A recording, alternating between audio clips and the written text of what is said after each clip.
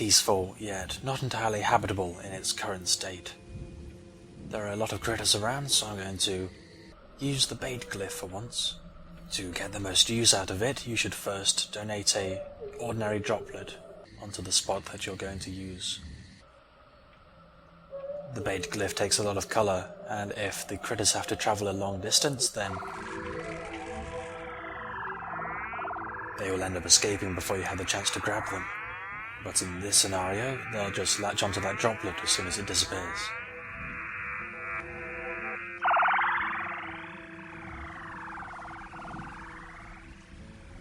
Right, it turns out if you're standing too close when the bait finishes, they will run away in fear just the same. I'll just draw a small one since they'll still be nearby.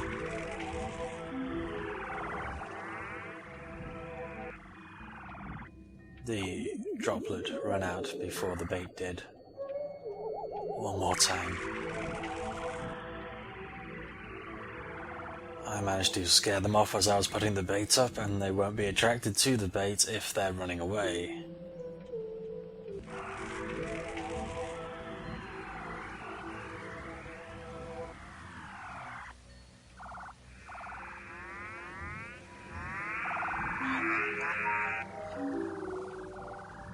So that was horrible, but if I'd moved away when I put the first bait down, it would have worked brilliantly, so you get the principle.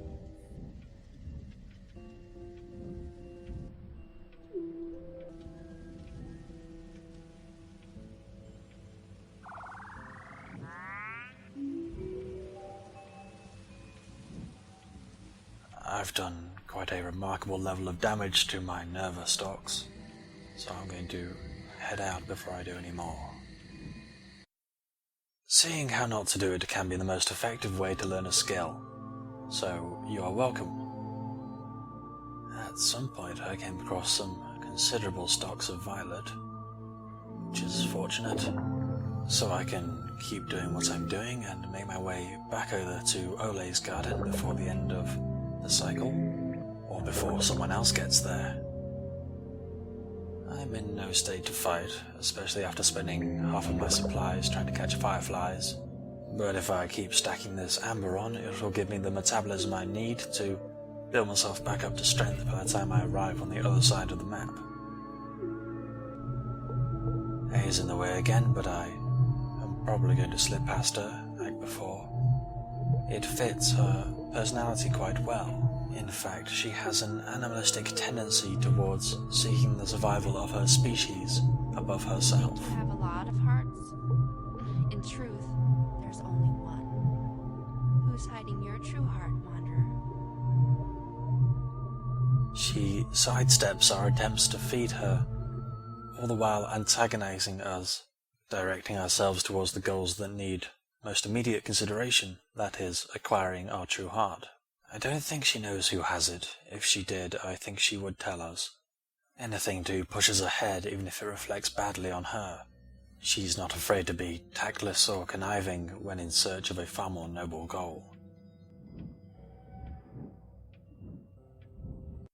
I'm going to keep in this footage of me planting trees, mainly because I'll be cutting out most of the rest from now on. It'll give me some time to talk about the two hemispheres of the void, the differences between them. With a few exceptions, the right side of the void has a far more civilized feel to it.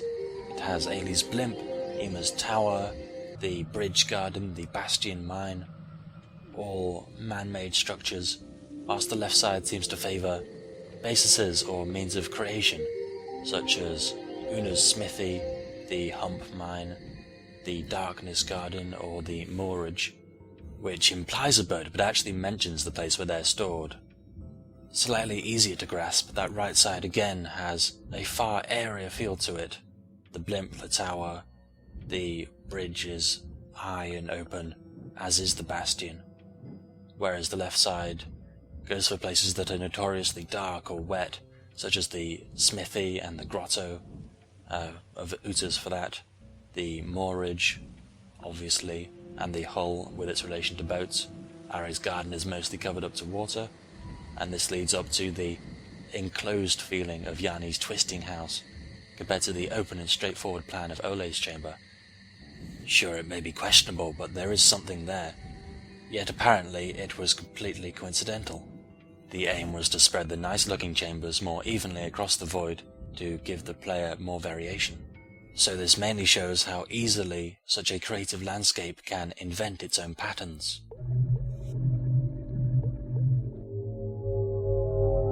Gold. Emerald. Gold. On the other hand, the sisters were quite carefully contrasted.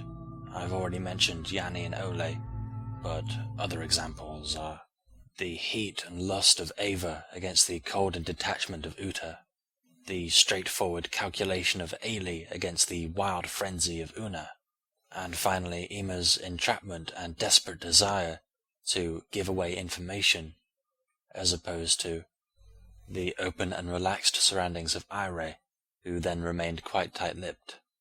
Everyone has helped to some extent, but the right side seems far more with it and eager to give their assistance.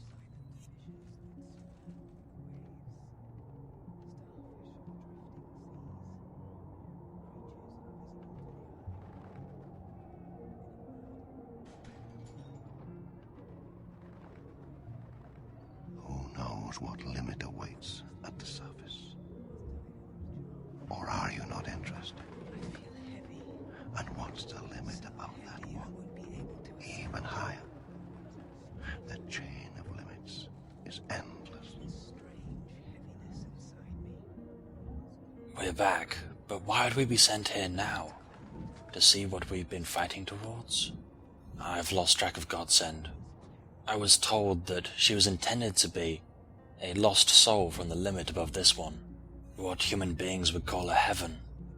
It suggests that there are limitless worlds above, while at the same time implying that you could always fall from your real world into what you may perceive as the nightmare.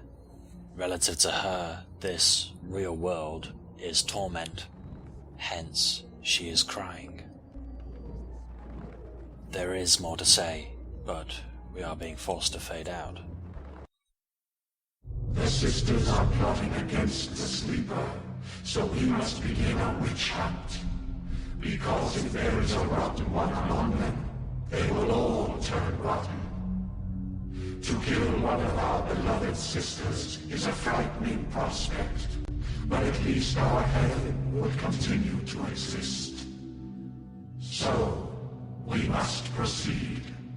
We will choose sisters, each in turn, then summon their brothers and begin the inquiry. Avoid this torture, young one. It is regrettable that your apprenticeship has begun at such a terrible time. Agony. There is a clear border between suicide and self-sacrifice. Color doesn't want a sacrifice, and suicide is unacceptable. The sacrificial rite of devotio is inevitable when it comes to creation, since in order to create the next limit, this one must be drained completely.